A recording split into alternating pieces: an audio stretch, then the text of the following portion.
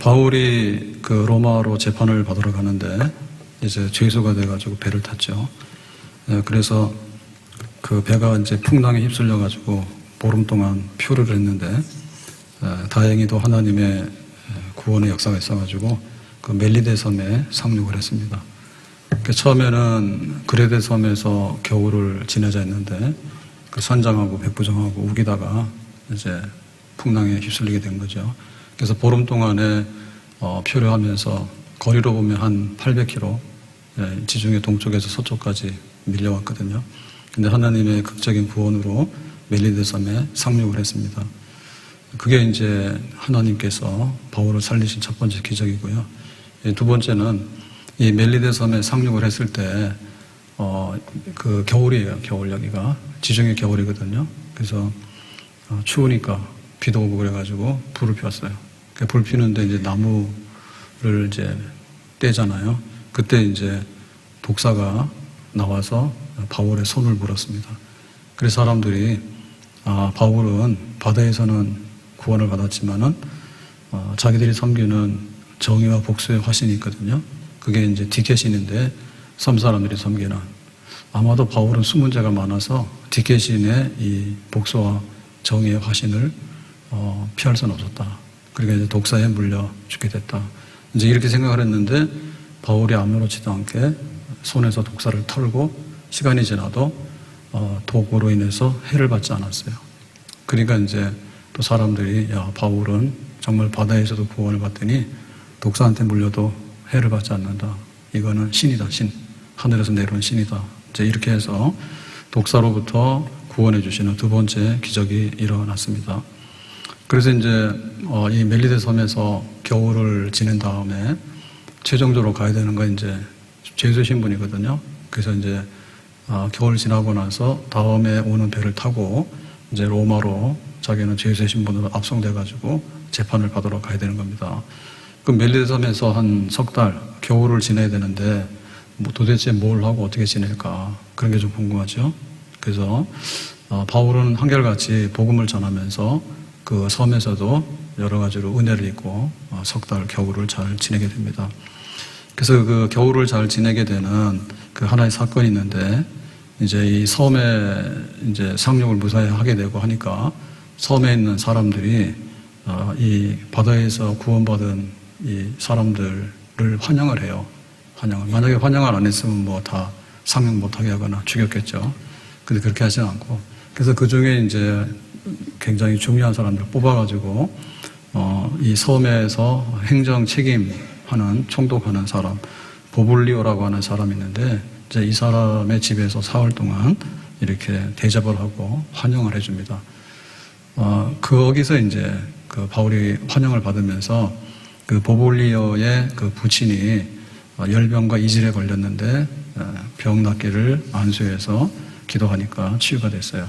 그래서 그냥 그 환영을 받더라도 석 달 내내 바울은 신유의 은사, 그 이질 질병을 고치고 또 섬에 이제 아픈 사람들을 안수해서 고치는 그런 일을 통해서 섬에서도 노는 게 아니고 석 달 동안도 활발하게 전도 활동을 하고 그냥 얹혀서 눈치밥을 먹는 게 아니고 섬 사람들이 아주 극진히 잘 대접을 하면서 겨울을 잘 나게 되는 이제 세 번째 기적이 일어나게 되는 겁니다.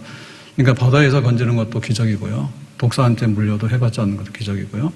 그 다음에 이제 병 걸린 사람을 치유해가지고 거기서 전도하고 후히 대접받고 석 달을 지내는 것도 또한 하나님의 기적입니다. 그러니까 하나님의 은혜가 시간과 때와 장소를 불문하고 가장 요긴하게 때때로 나타나게 되는 거죠. 나의 갈 길 다가도록 예수 인도하시니 내 주 안에 있는 긍휼 어찌 의심하리요. 믿음으로 사는 자는 하늘 위로 받겠네. 무슨 일을 만나든지 만사형통하리라. 무슨 일을 만나든지 만사형통하리라. 바울이 3차 전도를 마치고 예루살렘에 와서 환영을 받아야 되는데 오히려 유대인의 그 핍박을 받으면서 감옥에 갇히게 됐고요. 그리고 한 2년 동안의 재판을 받는데 죄가 없음에도 불구하고 판결을 끝내야지 석방이잖아요. 그러니까 자꾸만 최종 판결을 미루고 연기하고 이러는 바람에 2년이 지나고, 그러고 나서 이제 안 되니까 최종적으로 이제 로마 가서 재판하겠다. 로마 시민권자로서. 그래서 지금 배를 타고 이제 로마로 가는 길이거든요. 그러니까 이런 걸 보면은 어찌 보면 만사불통이고 굉장히 고달프고 힘든 것 같아요. 근데 그런 중에도 이렇게 표류하더라도 바다에서 건지고, 또 상륙했을 때라도 독사한테 물렸는데 또 해를 받지 않고, 그러고 나선 그 섬에서 치유의 은사를 나타내면서 석 달 동안 병도 고치고 복음도 전하고, 그런 걸 보면 바울이 가는 길이 평탄하고 만만하고 쉬운 길은 아니었지만, 가는 길마다 하나님께서 때로는 살려주시고 때로는 대접받게 하시고, 배 안에서도 276명이 탔잖아요. 거기서도 이제 복음 전할 수 있는 기회, 사람들이 다 죽게 됐으니까. 그 다음에 멜리데 섬에 상륙하고 나서도 섬 사람들한테 복음을 전할 수 있는 기회. 그러니까 뭐 감옥에서도 복음 전하고, 배에서 풍랑을 만나도 복음 전하고, 또 멜리데 섬에 와도 복음을 전하고, 바울은 가는 데마다 어떤 환경과 처지에서도 복음 전하는 일을 다하고, 또 그 가운데서 하나님께서 또 먹이시고 공급하시는 그런 역사가 있는 줄로 믿습니다. 그래서 바울이 여기까지 왔는데 앞으로도 석 달 동안 멜리데 섬에서 잘 지내다가 로마로 가게 되는 거예요. 자, 그러면 이제 멜리데 섬에서 석 달 동안에 어떤 일이 있었는가에 대해서 첫 번째는요, 7절 말씀입니다. 7절에 이 섬에는 멜리데 섬이죠. 가장 높은 사람 보볼리라 하니까, 그 높다는 얘기는 행정적인 하나의 책임의 권한자겠죠. 근처에 토지가 있는지라 그가 우리를 영접하여 사흘이나 머물게 하더라. 그래서 보볼리오의 집에다가 이제 사람들을 초청해가지고 3일 동안에 머물면서 환영을 해준 것 같아요. 자, 이걸 보면 이웃사랑에 대한 실천이죠. 바다에서 구살생으로 살아난 사람들 위로하고 격려하고 환영하고 축복하고 그런 겁니다. 참 마음이 따뜻하고 굉장히 후한 사람이다. 그렇게 보겠습니다. 그래서 이 대접을 받으면서 어떤 일이 일어나는가 8절에 보면 보볼리오의 부친이 열병과 이질에 걸려 누워있거늘, 집에 가서 이렇게 환대를 받고 한 3일 동안 지나다 보니까 이 집의 비밀을 알게 된 거죠.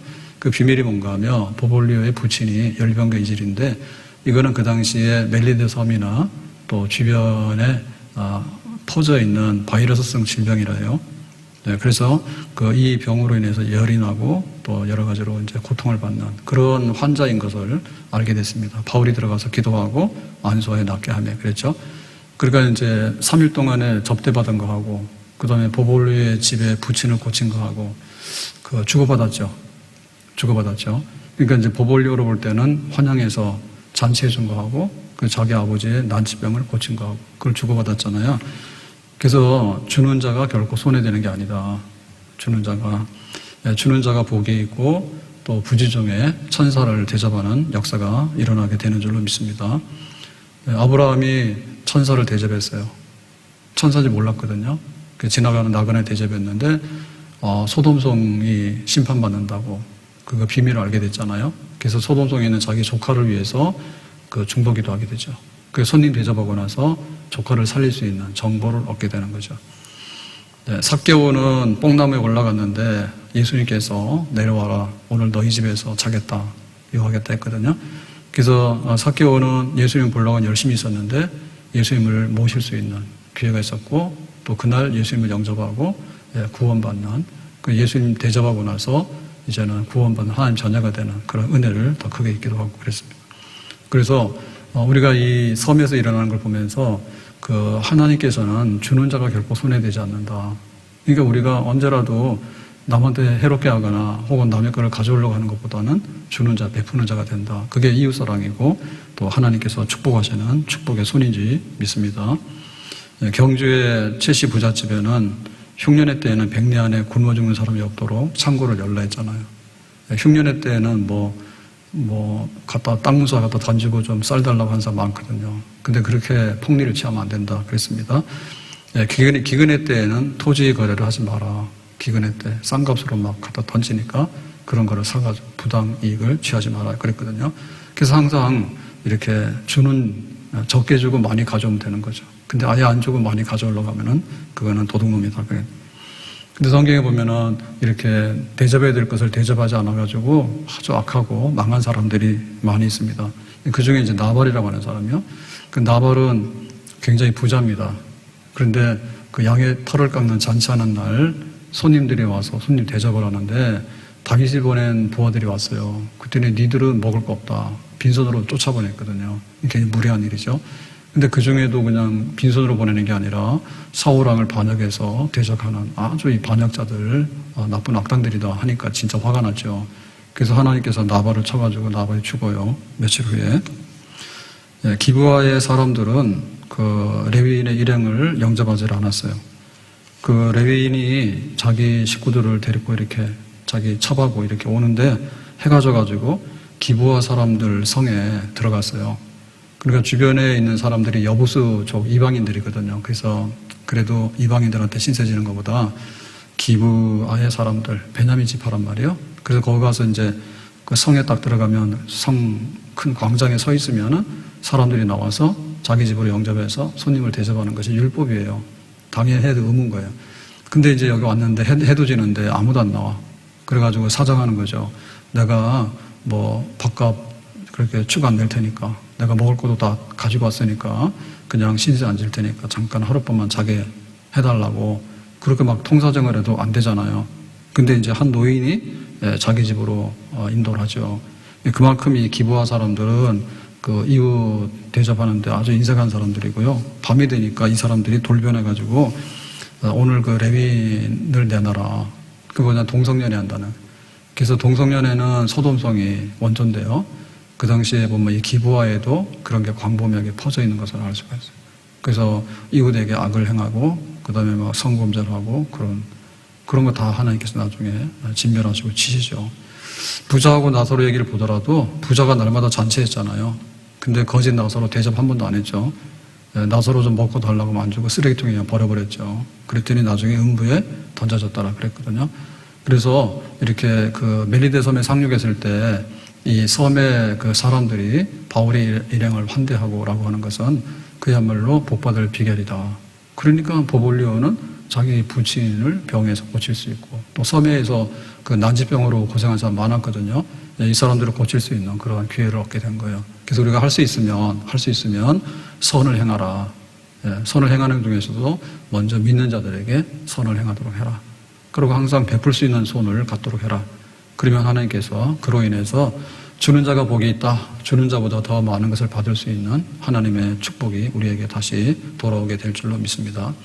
자, 이래가지고 이제 이 보볼리오의 부친이 치유가 되는데 그 치유되는 8절의 모습을 보면 이렇게 되어 있습니다. 보볼리오의 부친이 열병과 이절에 걸려 누워있거늘. 누워있다는 얘기는 거동이 불편할 정도로 아주 심각하다는 얘기죠. 그래서 이 병이 그 염소 젖에서 나오는 바이러스로 인해가지고 오는 거래요. 약간 이제 풍토병 같은 겁니다. 이 지역에. 그래서 지금 현재로도 이런 병이 있는데 백신이 개발돼가지고 치료는 하지만은 이게 평균 한 4개월 내지는 심하면 2, 3년이 지속이 된다 해요. 그래서 열이 막 올라가고 그 많은 고통을 가져오면서 잘못하면 죽기도 하겠죠. 네, 그런 병입니다. 자, 근데 바울이 들어가서 기도하고 그에게 안수하여 낫게 하며 그랬죠. 그래서 지금 이거를 쓰고 있는 걸 보면 이 사도행전 누가가 썼거든요. 누가는 뭐예요? 의사란 말이에요. 그래서 의사가 이게 바울이 기도하고 안수해서 이 열병이 나았다 이렇게 돼 있잖아요. 그러니까 이제 객관적인 그 눈으로 관찰해가지고 여기 기록을 하고 있는 겁니다. 그러면 진단은 누가 했어요? 진단은 의사가 한 거죠. 치료하는 건 누가 했어요? 바울이 한 거죠. 그 당시에 그 이 열병과 이질이라 하더라도 진단을 할 수 있어요. 그렇지만은 치유되는 거는 못했단 말이에요. 그러니까 누가가 볼 때 이거는 분명히 열병과 이질이다. 그게 이제 진단이죠. 그 병이 맞는 거예요. 근데 누가는 의사지만 이건 못 고쳤어요. 그러니까는 바울이 와서 고치는데 기도해서 손으로 안수해가지고 이 병을 고쳤더라.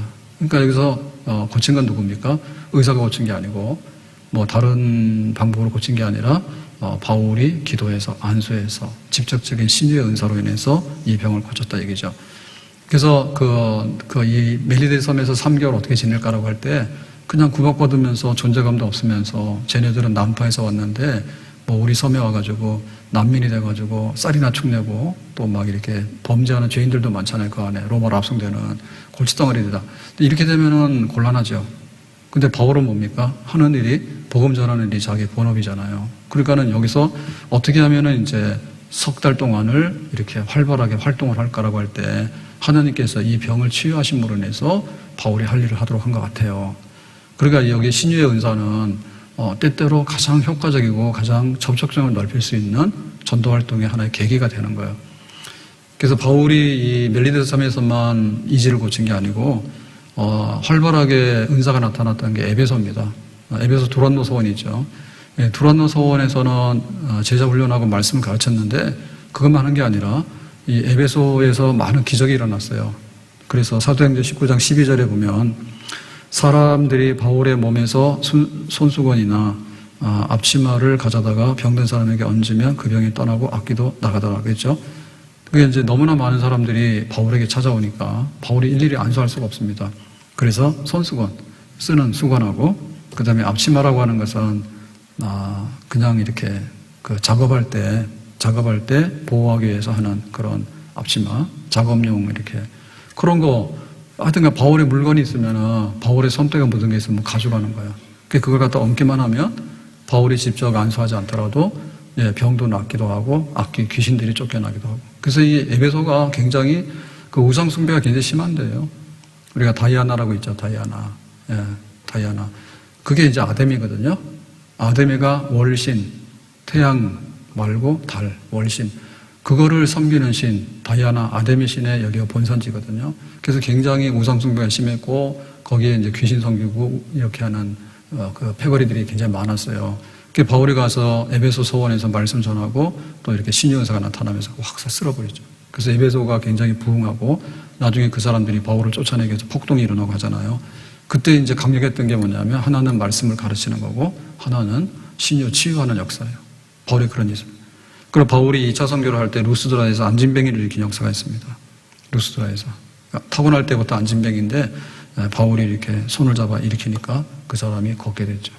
그래서 바울도 때때로 선교지에서 요긴할 때 신유은사가 나타났어요. 그러니까 여기 지금 멜리드 섬에서도 석 달 지내면서 이 질병과 그다음 열병을 고치는 그런 일을 통해서 소문나니까 그 섬에 있는 사람들이 난치병자들이 막 몰려와서 바울이 많이 고치게 됐다 그런 얘기입니다. 초대교회에서는 이 병 고치는 은사들이요 비교적 굉장히 활발했습니다. 그래서 야고보서 5장 14절에 보면 너희 중에 병든 자가 있느냐 그는 기도할 것이요 즐거워하는 자가 있느냐 그는 찬송할지니라 해서 이렇게 즐거워하는 사람은 찬송을 하면 되고 그 다음에 병든 사람은 기도를 하면 되는 거예요. 기도나 찬송이나 둘 중에 하나는 꼭 해야 돼. 둘 중에 하나는 돼. 그래서 병나서 기도할래요? 그 다음에 기쁜 일이 있어서 찬송할래요? 찬송과 손 들어봐요. 무슨 뜻인지 잘 모르겠어요. 그럼 둘 다 손 들면 돼. 기쁜 일이 있어서 찬송하고 싶다. 그러면 좋은 일로 찬송하면 좋죠. 근데 만약에 어려운 일 중에서도 제일 어려운 게 배고프고 아픈 거예요. 그래서 병 들었으면은 하나님께 기도할 거다. 그렇죠. 그 당시에는 지금처럼 이렇게 병원이나 현대적인 의학이 많이 발달하지 않았기 때문에 거의 다 속수무책입니다. 진단도 잘 안 돼요. 우리도 마찬가지인데요. 이렇게 지금 최첨단의 뭐 생화학 검사라든지 혹은 뭐 의료 엑스레이라든지 뭐 MRI라든지 여러 가지 이제 검사 장비들이 최근에 나와서 보급이 됐잖아요. 옛날에 구경 못 했습니다.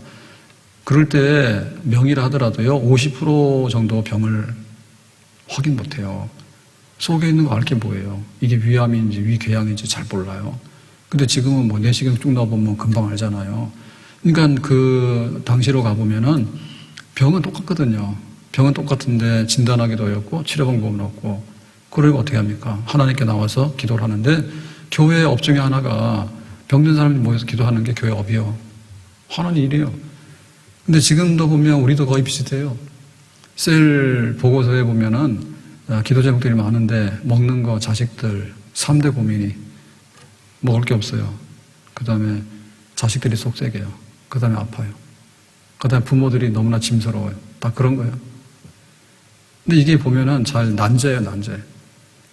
병원 가서도 치료를 잘 받아야 되는 게 있습니다. 근데 병원에서도 사실은 어느 정도 완화를 시킬 뿐이지 못 고쳐요. 노화 현상이라든지 혹은 병원에서도 알면서 못 고치는 거 많잖아요.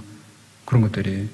그러니까는 교회에 기도하는 거는 항상 차고도 넘쳐야 됩니다. 그 중에 먹고 사는 문제하고 이 병 고치는 문제하고 이거는 약간의 접근 방법이 다른 거예요. 우리가 먹고 사는 문제는 취직해서 사업해가지고 내가 벌면 되잖아요. 근데 그런 기회를 얻으려면 어떻게 돼요?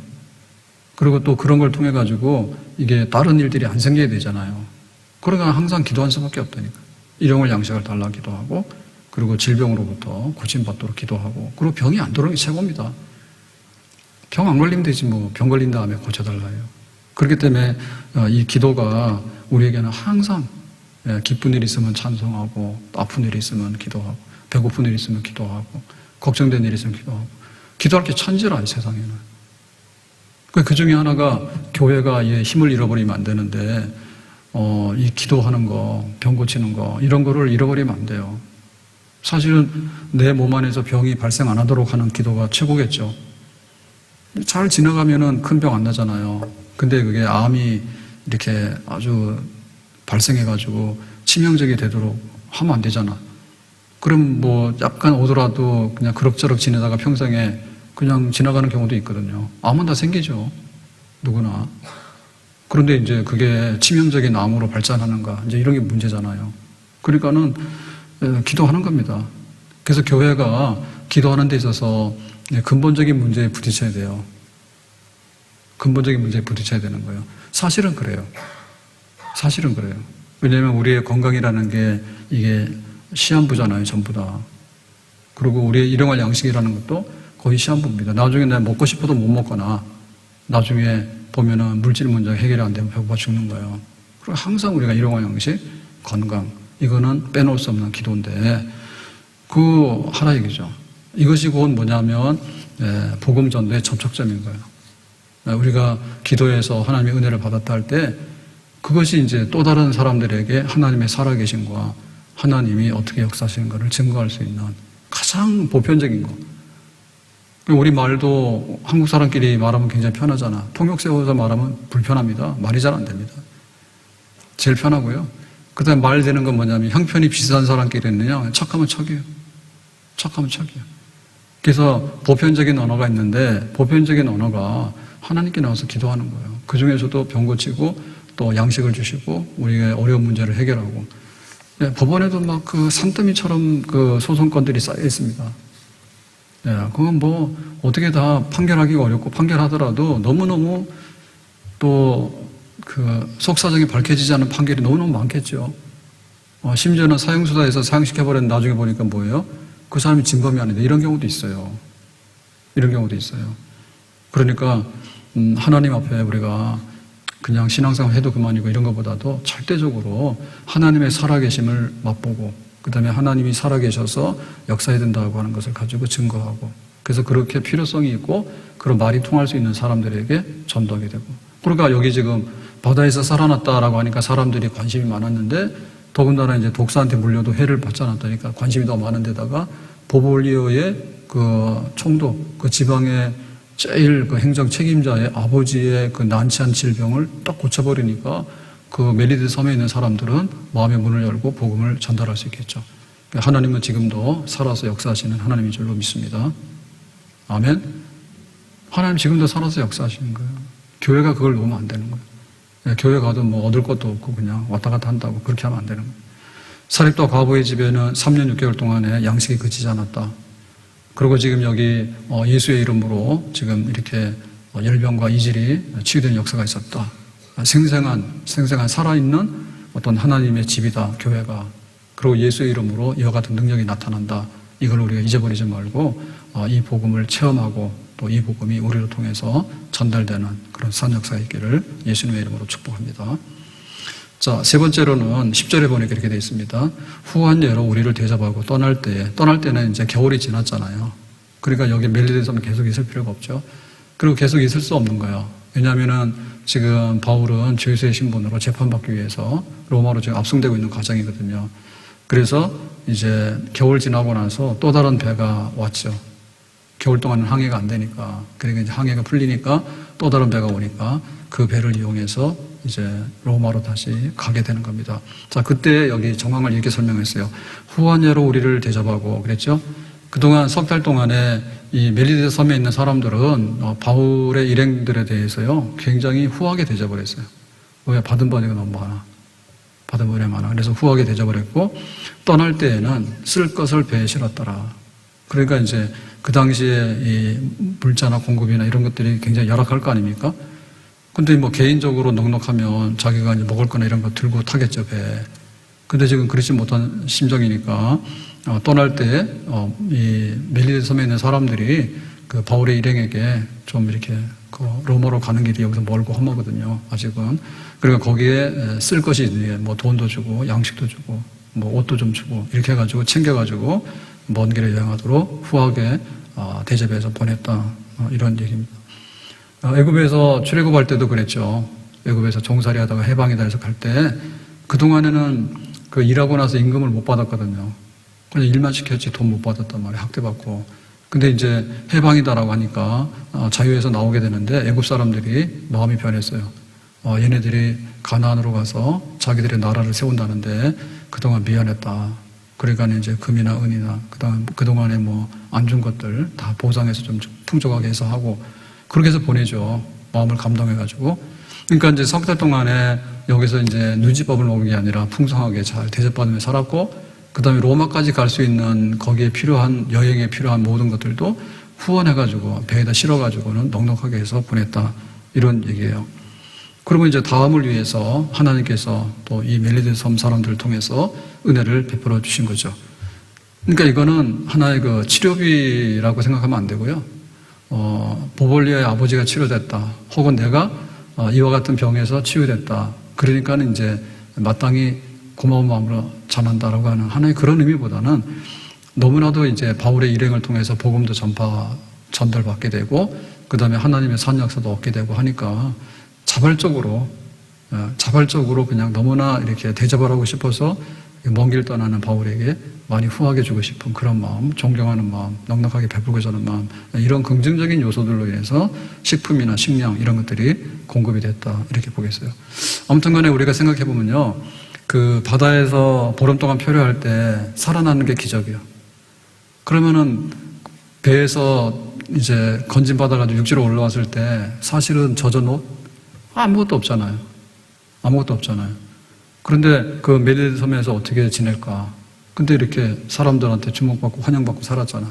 떠날 때 어떻게 할까? 또 빈손으로 가라 이래버리면은 또 좀 굉장히 그 떠나는 마음에 좀 부족하고 여러 가지 어려운 점들이 있잖아요.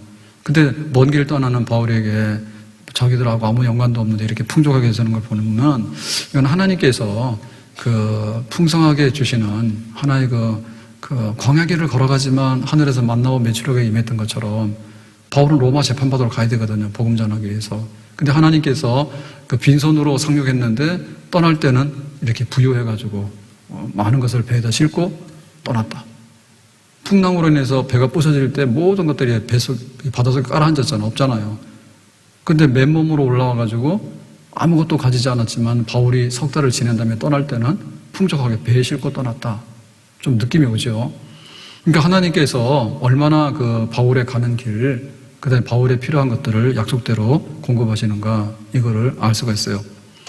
빌립보서 4장 19절에 나의 하나님이 그리스도 예수 안에서 영광 가운데 그 풍성한 대로 너희 모든 것을 채우시리라. 바울이 빌립보 교회에다가 이제 선교 후원금을 받았잖아요. 빌립보 교회가 보내는 거를. 그래서 거기다 답을 할 때 그랬죠. 내가 선교비를 받았는데 너희들에게 예수님께서 풍성한 대로 모든 쓸 것을 채우시리라 해서 보냈죠. 빌립보 교회는 돈을 보냈잖아요. 선교비를. 근데 바울은 뭘 보냈습니까? 예수님의 이름으로 풍성한 모든 것을 하나님께서 너희들에게 공급하실 거야 라고 해서 그 돈으로 환산할 수 없는 엄청난 많은 것들을 보냈지. 그러니까 빌립보 교회가 믿음으로 그거 다 쓰면 되지. 그렇죠, 그죠? 그러니까 빌립보 교회가 뭐예요? 손해본 게 아니죠. 바울에게 조금 선교비를 보냈잖아요. 그랬더니 앞으로 하나님이 풍성하게 빌립보 교회를 축복하셔가지고 더 많이 베풀고 교회가 더 풍성해지고 교회가 더 부유해지는 그런 축복을 너희들에게 줄 거다. 빌립보 교회 그렇게 됐다니까. 그래서 여기 말씀 보더라도 하나님의 은혜는 그냥 이렇게 소모성으로 없어지는 게 아니에요. 우리가 쓰는 거는요, 대부분 이렇게 소모해서 없어지는 게 대부분입니다. 그러니까는 뭐 많이 쌓아놓는다 해가지고 오래도록 그렇게 보존되는 게 아니에요. 그러니까 시간 지나면 그게 막 없어지기도 하고 그렇게 돼요. 근데 하나님께 내놓으면 하나님이 관리를 하시면은 하나님이 요긴한 때에 우리에게 또 쓸 수 있는 그런 것들로 우리에게 다시 되돌려 주신다. 아멘. 그럼 땅에 있는 거는 우리가 이렇게 가지고 있으면 도둑이 와서 뺏어갈 때 있죠. 도둑이. 그 다음에 아닐 때는 뭡니까? 예, 이렇게 쇠붙이 같은 거는요, 녹이 쓸어요. 그래서 교회 주방도 가마솥에 녹이 쓸어가지고 구멍이 뻥 났대. 부실해. 한 10년 넘어서 그랬더니 그게 이렇게 막 삭아가지고요, 녹이 나가지고 구멍이 났대. 그래서 이번에 다 걷어내고 버릴 거예요. 그러니까는 이 세상에 있는 거는 은행에다 갖다 놓는다 해서 안전한 게 아닙니다. 네, 하늘에 있는 은행에다 갖다 놓는 게 안전한 거고요. 도둑이 와서 훔치든지. 그래서 로또 당첨되는 사람이 이론적으로 보면 평생에 잘 살아야 될 것 같거든요. 근데 그렇지가 않아요. 나중 가서 5년, 10년에 조사해 보면은 오히려 불행해진 사람도 굉장히 많고, 그 로또로 인해 가지고 받았던 보상금이 제대로 보존이 안 되고 다 없어지는 경우도 굉장히 많아요. 허랑방탕하는 사람들, 싸움 난 사람들, 사건 난 사람들, 뭐 굉장히 많아요. 그러니까 굉장히 불안한 요소가 있는 거예요. 근데 하나님께서 이거를 복주시기 시작하면, 바울은 맨몸으로 상륙을 했지만 떠나갈 때는 환영받으면서 모든 것을 풍성히 채워서 가게 되는 하나님의 축복으로 가득 차는 그런 삶. 하나님께서는 결코 은혜가 소모성이 아니라 은혜 위에 은혜, 풍성함으로 풍성함, 필요한 모든 것들을 때때로 공급하시는 그런 넉넉한 하나님. 애굽에서 나온 백성들이 40년 동안 광야길을 걸어갈 때 농사 안 지었잖아요. 그래도 날마다 하늘에서 내리는 만나로 배부르게 먹을 수가 있었잖아요. 언제 동안요? 40년 동안이나. 40년 동안. 그래서 하나님은 하늘에서 오늘도 우리에게 일용할 양식을 주시며 우리의 모든 것들을 공급하시고 풍성하게 베푸시는 줄로 믿습니다. 아무것도 염려하지 말고 오직 기도와 간구로 너희 구할 것을 감사함으로 하나님께 아뢰라. 그리하면 하나님의 평안이 그리스도 예수 안에서 너희 마음과 생각을 지키시리라. 그래서 염려하지 말고 기도하고 감사하라. 그러면 하나님께서 공급하신다. 너희는 먼저 그의 나라와 그의 의를 구하도록 해라. 우리가 해야 될 일이 뭔가를 먼저 생각해라. 그리고 거기에 충성하게 되면 하나님께서 필요한 모든 것들은 우리에게 공급해 주시는 줄로 믿습니다. 무엇을 먹고 무엇을 마시고 무엇을 입을 것인가를 염려하지 말아라. 그건 이방인들이 하는 거라. 그러니까 바울에게 있어서 항상 기도는 뭔가 하면, 내가 로마를 봐야 되는데, 그리고 이방인에게 복음을 전해야 되는데, 가이사 법정에 서가지고 기독교를 잘 전하고 변론을 해야 되는데, 하나님의 뜻을 다 이루어야 되는데, 그게 바울의 한결같은 표대고 또한 기도 제목이었어요. 바다에서 풍랑이 휘말릴 때도 바울이 뭐 생각했을까? 처자식도 없는데 뭘 생각을 하겠어요? 내가 로마로 가서 법정에 서야 되는데 그 생각할 거 아닙니까? 또 여기 멜리데 섬에 상륙했을 때 뭐 이 사람들에게 뭐 환대를 받았지만 저 뭐 멜리데 섬에서 내 평생 살 것도 아니잖아요. 그러니까 로마로 가야 되는데 항상 그 생각한 거죠. 그러니까 또 병을 고쳐가지고 막 병 고치고 사람들이 찾아오고 복음 전하고 석달 동안 바쁘게 지냈다니까. 그 섬에서도.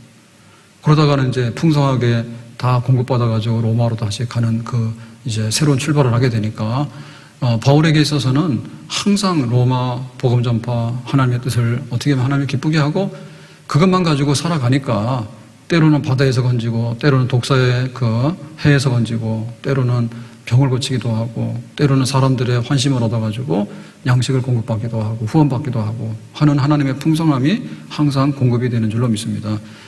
우리가 사명을 가지고 믿음의 뜻을 가지고 살아야 되는 거죠. 그 우리가 바다에 있든지 육지에 있든지, 내가 자유와 몸이 됐든 죄수가 됐든지, 때로는 뭐 독사한테 물렸든지 안 물렸든지, 때로는 내가 병이 났지만은 또 병을 고침으로 인해 가지고 사람들에게 복음을 전하게 하든지, 하나님께서는 이 모양 저 모양 가지고 항상 우리로 역사하시고 우리로 통해서 선한 뜻을 이루게 되는 줄로 믿습니다. 바울이 멜리데 섬에 도착했을 때 석 달을 어떻게 지낼까라고 할 때 이와 같이 바쁘고 이와 같이 한결같이 복음을 전하고 또 대접받아가지고 다시 목적지인 로마를 향해서 힘있게 간다. 오늘 이 말씀은 정말 하나님께서 어떻게 바울을 쓰는가를 생생히 보여주는 그런 말씀입니다. 우리에게도 하나님께서 늘 인도하시고 또 우리 앞길 인도하셔가지고 어떤 형편과 어떤 처지에 있든지 간에 하나님의 공급 속에서, 하나님의 후원 속에서 우리 갈 길을 다 가고 선한 싸움을 다 싸워나가는 그런 바울처럼 나의 갈 길 다 가는 하나님의 은혜가 계속해서 우리 가운데 임재하는 그런 역사가 있기를 바랍니다. 나의 갈 길 다 가도 다 같이요. 예수 인도하시니 내 주 안에 있는 긍휼 어찌 의심하리요. 믿음으로 사는 자는 하늘 위로 받겠네. 무슨 일을 만나든지 만사형통하리라. 무슨 일을 만나든지 만사형통하리라. 풍랑을 만나도 독사한테 물려도 또 자기는 병이 있었지만은 또 병든 사람을 고침으로 인해서 또 하나님께서 후한 대접 속에서 전도의 문을 열고 로마량에 갈 수 있는 없는 것 가운데도 모든 것을 있게 하시고 또 바울이 하고자 하는 일을 항상 이루신 하나님, 그 하나님이 우리의 하나님, 나의 갈 길 다 가도록 우리도 뜻을 이루는 복된 사람 되기를 주님의 이름으로 축복합니다. 기도합니다. 오늘 주신 말씀과 같이 바울은 멜리데 섬에 극적으로 상륙해서 또한 그곳에서 독사에게 물렸지만 해받지 않고 또 보볼리어의 부친을 치료함으로 인해 가지고 섬에 많은 사람들을 치유하고 복음을 전하고 나중엔 후한 대접받아서 로마로 다시 가게 되는 이런 모습을 보면서 우리 안에도 바다에 있든지 간에 육지에 있든지 간에 독사에게 물리든지 간에 병든 사람을 고치든지 간에 하나님 우리와 함께 하시고 우리를 통해 역사하셔서 주님 앞에 쓰임받을 수 있고 우리의 마지막 사명을 다 이룰 수 있기 원합니다. 요긴한 때 요긴하게 공급해 주시고 이길 수 있는 힘을 주시고 여호와 이를 예비하신 하나님께서 늘 풍족하게 예비하여 주시옵소서. 주 예수님의 이름으로 기도합나이다. 아멘.